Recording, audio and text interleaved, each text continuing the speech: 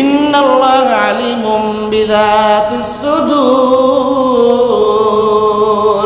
শুধু আল্লাহ তাআলা দেখেনই না, আল্লাহ তাআলা জানেনই না, আল্লাহ তাআলা শ্রবণ করেন এমন শ্রবণ মহাসমুদ্রের তলদেশে, একদম তলদেশে বিশাল বড় কালো পাথরের নিচে কালো পিপিলিকা যদি হাঁটে, সেই পিপিলিকার হাঁটার আওয়াজ আল্লাহ তাআলা শুনতে পায়।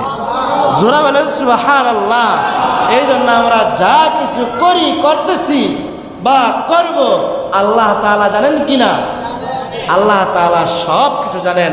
এই জন্য যখন আমরা কোনো অন্যায় কাজের মধ্যে লিপ্ত হব, আমরা সব সময় চিন্তা করব, আমি যা করতেছি কে দেখে? দুনিয়ার কেউ না দেখুক, দেখে কে? একজন দেখে, তার নাম কি? আরো জোরে বলেন, তার নাম কি?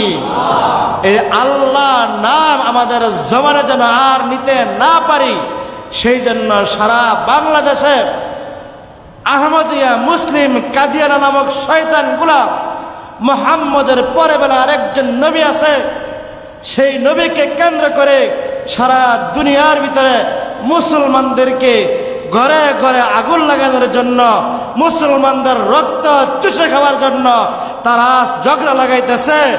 স্পষ্ট ভাষা, নবীর পরে নবী নাই। জোরে বলেন, সংসদে নবীর পরে নবী নাই। জোর নাই আপনাকে?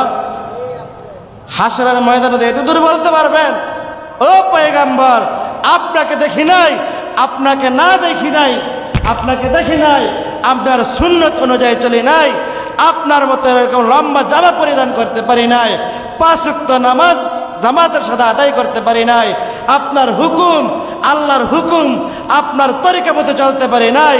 আমার দিলের ভিতরে একটা বিশ্বাস, বিশেষ করে বাংলাদেশের মুসলমান নামাজ না পড়তে পারে, দাড়ি না রাখতে পারে, চুরি করতে পারে, ডাকাতি করতে পারে, কিন্তু মসজিদ, মাদ্রাসা, আলেম, ওলামা নবীর বিরুদ্ধে কথা বললে তারা আর ঘরের মধ্যে বসে থাকতে পারে না। জোরে বলেন ঠিক কিনা?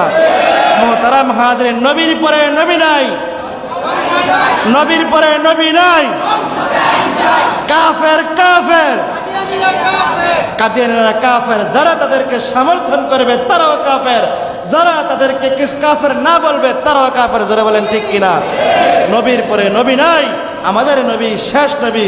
মুহতারাম হাজিরিন, আমরা যে দুনিয়ার মধ্যে আসলাম, আমরা কি সব সময় দুনিয়ার মধ্যে থাকতে পারবো? জোরে বলেন। এমন কেউ আছেন যে আমি থাকবো দুনিয়ার মধ্যে? মন চায় না থাকতে? মন চায়? মন চায় না থাকতে? আমার দিন মন চায় থাকতে, আমাদের আসল বাড়ি কই? কবর। জোরে বলেন, আসল বাড়ি কই? আসল বাড়ি কবর না, আসল বাড়ি জান্নাত। কই? আমরা ছিলামও কোথায়? জান্নাতে আমরা ছিলাম। আমাদের বাড়ি কই? আবার জান্নাতে আমাদের যেতে হবে। আল্লাহ তাআলা আমাদেরকে মুসাফির হিসাবে আমাদেরকে দুনিয়ার মধ্যে পাঠাইছেন। তাহলে আমাদের একটা, এই দুনিয়াতে আসছি, একদিন না একদিন মৃত্যুবরণ করতে হবে। মৃত্যুবরণ করতে হলে আমাদের শেষ বাড়ি কই? জান্নাত। কিন্তু আমাদের দেহটা দুনিয়ার মধ্যে একটা জায়গা আছে, সেই জায়গাটার মধ্যে আমাদের দেহটা রাখা হয়। তার নাম কি জানেননি? জোরে বলেন। যারা না পেহারা মরত না। আমাদের দেহটা যে জায়গায় রাখা হয় তার নাম কি? এটি আমাদের জায়গা। হুজিবাতিন নারু লিশ-শাহওয়াত ওয়া হুজিবাতিল জান্নাতু বিল মাকার।